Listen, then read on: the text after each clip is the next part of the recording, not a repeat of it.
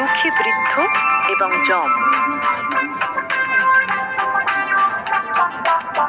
তারাপদ নামে এক কাঠুরিয়া অতি বৃদ্ধ হওয়ায় আর আগের মতো পরিশ্রম করতে পারে না, তাই তার দুঃখের শেষ নেই। বাবা আর পারি না, মাজায় কি ব্যথা, আরে দখল হইতে পারছি না। গ্রীষ্মের দুপুরে মাজায় কি ব্যথা, আরে দখল হইতে পারছি না। গ্রীষ্মের দুপুরে সেদিন বোঝা মাথায় নিয়ে তারাপদ জঙ্গলের পথ ধরে আসছিল। খিদে পেট জ্বলছে, তেষ্টায় ছাতি ফাটছে, সূর্যের প্রখর তাপে শরীর অবসন্ন। দিনের পর দিন এই কষ্ট আর সহ্য করতে না পেরে সে মাথার বোঝা মাটিতে ফেলে দিয়ে একটা গাছের ছায়ায় বসে মনের দুঃখে আপন মনে বলতে লাগলো, আর পারি না গো। গাছের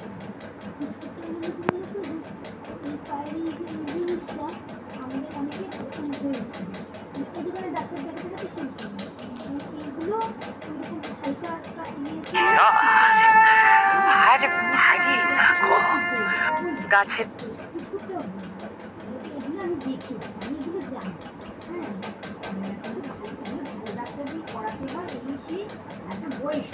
পারি না গো।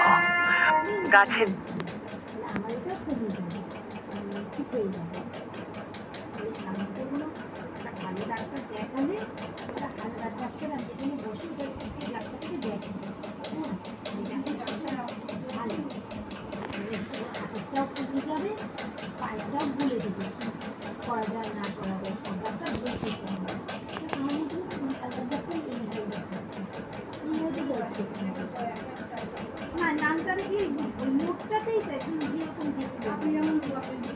তলায় বসে তারাপদ জমের উদ্দেশ্যে বলতে লাগলো, হ্যাঁ জম, জম আমাকে কি তোমার চোখে পড়ছে না?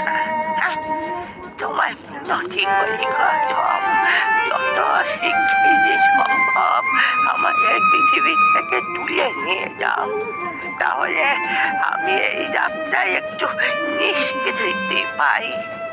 আর যেই না তারাপদ এই কথা বলল, অমনি তার সামনে এক বিকট মূর্তির আবির্ভাব হলো।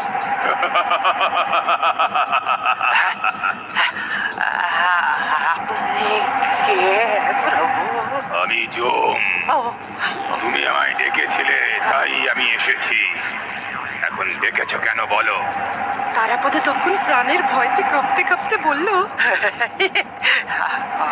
আমার তাকে জেনে যদি, তাহলে তাহলে এই বোঝাটা আমার মাথায় একটু তুলে দিন, তাহলে উপকার হয়। আর যম কাঠের বোঝা তারাপদর মাথায় উঠিয়ে দিয়ে মনে মনে হাসতে হাসতে চলে গেল।